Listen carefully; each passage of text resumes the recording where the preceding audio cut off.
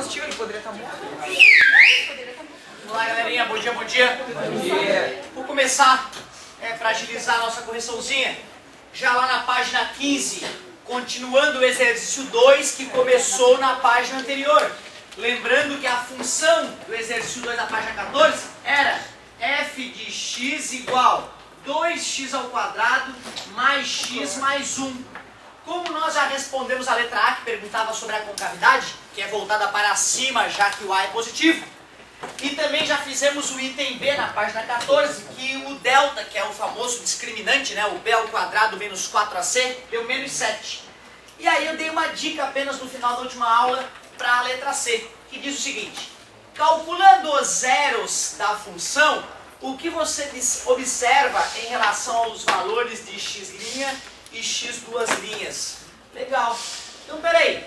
Depois que o cara calculou o discriminante, para achar as raízes, tem que prosseguir com a fórmula menos b mais ou menos raiz de delta sobre 2 vezes a.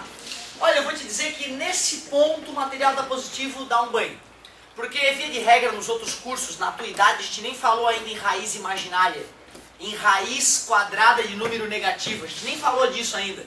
Então, quando aparece um delta negativo, a gente fala pra galera, não tem raiz. Esquece, não calcula. O material da Positivo, não. Há meses atrás, nós vimos como é que se extrai a raiz do número negativo, né? Certo? Aquela ideia do Bombelli, de chamar a raiz quadrada do menos 1 de i, né? Certo? Então, na verdade, aqui a gente pode continuar a conta, mas é uma raridade. Menos, quanto é que é o b mesmo? 1, o b é 1, menos 1, mais ou menos a raiz do delta que deu menos 7, dividido por 2 vezes o a, que é 2. Menos 1 mais ou menos. Eu vou separar a raiz de menos 7 em raiz de 7 vezes raiz de menos 1. E o menos 1 eu vou chamar de... Raiz de menos 1, perdão, eu vou chamar de i. Menos 1 mais ou menos raiz de 7 vezes i, que é a unidade dos números imaginários, sobre 4. Então, x1 vai ser igual a menos 1 menos raiz de 7i sobre 4, e x2 é igual a menos 1 mais raiz de 7i sobre 4. E ele pergunta ainda, o que podemos perceber sobre essas raízes?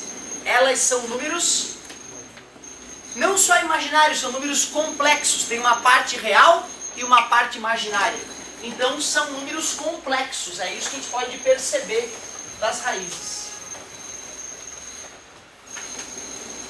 Quando, vou até deixar a resposta bem completinha, quando delta menor que 0, as raízes... Não deu 2,5. Como? A raiz de 7. Ah, legal, legal, gente. Nesse caso, não faz sentido a gente continuar, né? Porque imagina tu extrair a raiz de 7, né? Tu vai colocar um número com uma casa após a vírgula, são infinitas, né? O raiz de 7 é um número irracional.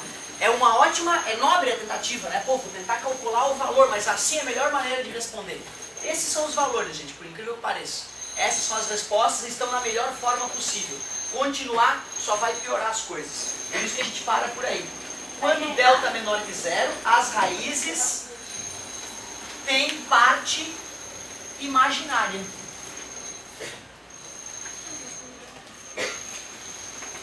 O senhor não falou que era número complexo? Pode ser também. Quando delta é menor que 0, as raízes são números complexos, certo? Que é o número que tem uma parte real e uma parte imaginária. Legal, então isso é uma raridade na tua série de se fazer. Na maioria dos casos, quando a gente encontra um delta negativo, a gente simplesmente não calcula as raízes. A gente diz que não existe raiz real. Como tu tá lá na frente e já aprendeu o númerozinho imaginário, a gente então foi um pouco além do que se vai geralmente no primeiro ano. Ótimo. Vamos que vamos. Letra D. Por que x1 e x2 apresentam esses valores? Já respondi, né? Sem querer eu já respondi. Ó. Quando delta é menor que 0, então é porque o delta é menor que 0. Pois delta é negativo.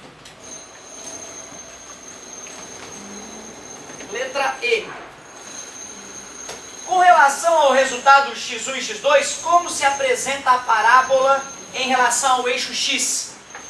Eu não te ensinei que corta o eixo x bem nas raízes ou nos zeros? Como não existe raiz real, a parábola não corta o eixo x.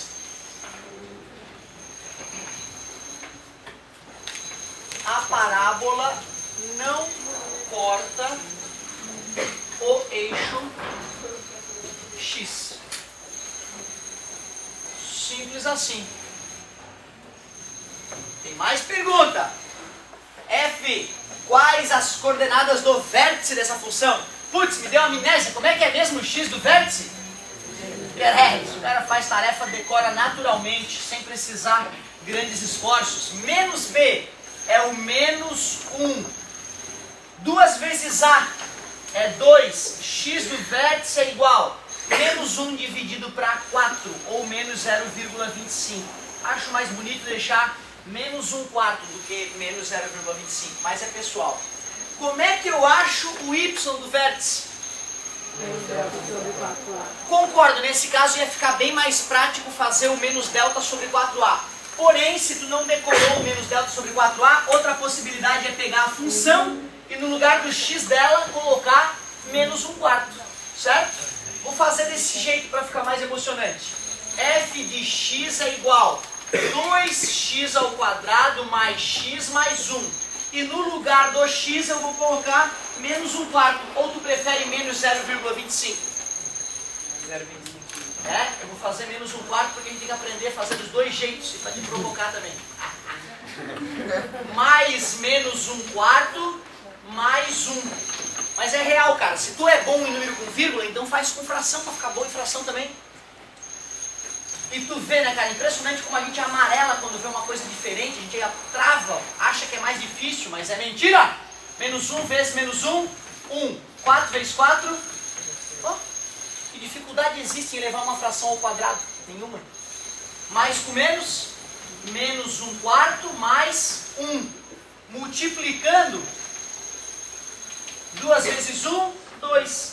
Como é que eu vou fazer 2/16 menos 1/4 mais 1? Parabéns, tira o MMC, divide. Dedo de baixo, multiplica. A regrinha clássica. Só que dá para simplificar, né? 2/16 para 1/8, concorda comigo? Fica mais bonitinho, ó. 1/8. Mínimo entre 8, 4 e 1. 8. Divide pelo de baixo. 8 dividido por 8. 1 vezes 1, 1. Menos 8 dividido por 4. 2 vezes 1, light. 8 dividido por 1. 8 vezes 1, 8. Logo, o y do vértice deve ficar 8 menos 2, 6. 6 mais 1, 7/8. Ah, 7/8. Feio pra caramba, hein? Vamos ver se fecha usando a formulazinha do y do vértice. A fórmula do y do vértice é menos delta sobre 4a. Quanto é que é o delta? Menos 7. Menos com menos? 7. E o A é 2, né? 2 vezes 4, 8. Só que ficaria bem mais prático fazer direto pela fórmula. Concorda comigo? Por isso que eu fiz assim, para dar mais trabalho a gente exercitar matemática básica. Aliás, tem uma notícia boa aí. Estou negociando com a coordenação de começar a fazer na sexta-feira à tarde um curso circular de matemática básica. Aí numa sexta à tarde eu trabalho frações, multiplicação e divisão de frações. Na outra sexta eu trabalho soma e subtração de frações. Aí na outra sexta, multiplicação e divisão de números com vírgula, certo? E aí na outra, e assim por diante. Aí depois de, sei lá, 20 aulas de matemática básica, eu volto a dar a primeira aula. Para quem ainda não curtiu aquela matéria, ter a chance de se curar disso. Porque tu sabe, né? É impossível ser competente em qualquer coisa nessa vida se tu não sabe a matemática ultra, super, mega básica. Aí tu vai ser incompetente, seja lá o que tu for fazer. Né? E tu quer o bem, tu quer a luz, tu quer dar qualidade de vida para tua família, e aí tu vai ter essa outro serviço aí do Colégio Santa Catarina, o curso circular de matemática básica que está para acontecer nas sextas à tarde. Eita, nós, abriu o final de semana com tudo. Isso é uma delícia. Show de bola, olha lá. O resultadinho, ou através da fórmula também funcionaria. Vamos continuando.